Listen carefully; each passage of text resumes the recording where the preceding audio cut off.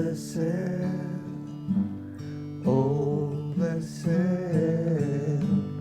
oh blessed, oh blessed,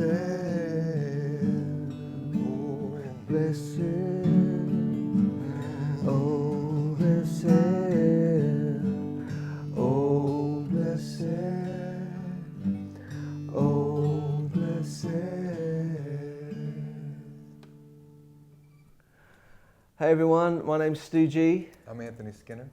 And we're here to talk about the song Oh Blessed, which is the first song, the introduction song to something called the Beatitudes Project. So this was the first song that we wrote for the project, and I'd been in the Holy Land for the first time back a few years ago now, and I remember sitting on the hillside where the Beatitudes were spoken, where the Sermon on the Mount was preached, overlooking the Galilee, and you know, what an honor to be able to sit there and meditate on that stuff. And then I remember coming home and we arranged to have a writing session together and see what we came up with. In our conversation that day, before we started, I remember saying to Anthony that, you know, I was sitting there on that hillside and the words from the hill, they're speaking still. And Anthony, I love that line. yeah, and Anthony sang back to me, and they saved me over and again. And that's how we started writing this song. And so it's the only song on the project that that talks about all the Beatitudes. The other thing about it is that it's really meditational. So it's kind of a, you know, if you you can kind of chop and change it around a little bit. It's got this the refrain, which is Oh Blessed, but it's got a very liturgical feel to it, and it's really useful if you want to do a meditation on the Beatitudes.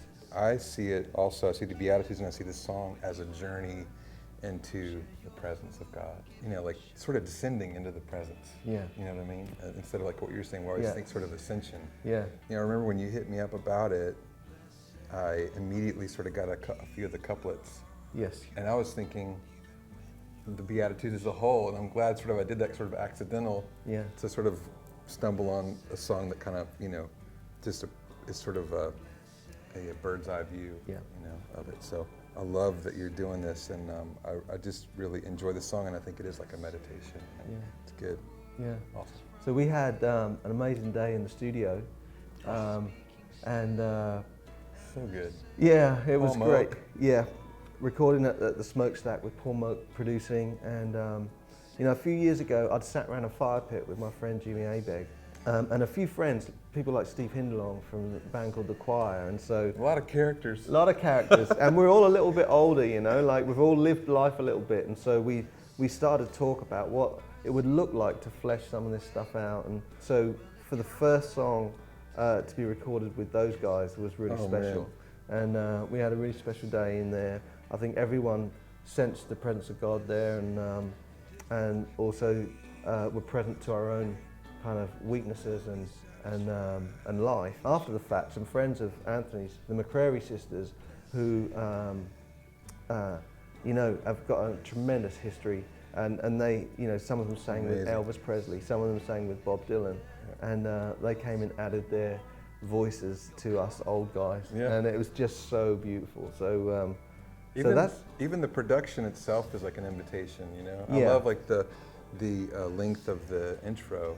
Yeah. It sort of forces you to come into a state like, oh, okay, this is going to be thrown at me. And just y'all's approach to everything, the piano, everything feels timeless. And so before you know it, you kind of just slipped into this other world, you know? Yeah. And on that, how we've kind of recorded it is, it's very human. You know, there's, it's not perfect. It's not like edited for radio or anything like that. You know, it's kind of, and I think that it speaks to the announcements themselves, that it really, the Beatitudes really are announcements for all of humanity. And so, then that's not being lazy in any way. We recorded the tape, and we just had fun in the studio. And in fact, the tape that we used, that you'll hear, we hadn't worked out how we were going to finish. And so when we got to the end of the song, we just decided to kind of bottom out and wait a little bit and kind of see where it went. And it reminded me very much of some of the things that we were exploring in Delirious 20 years ago. Some of that not being in a hurry to move on anywhere, but just to kind of wait and see what happened. So for about a year, we just had this kind of like chilled out moment.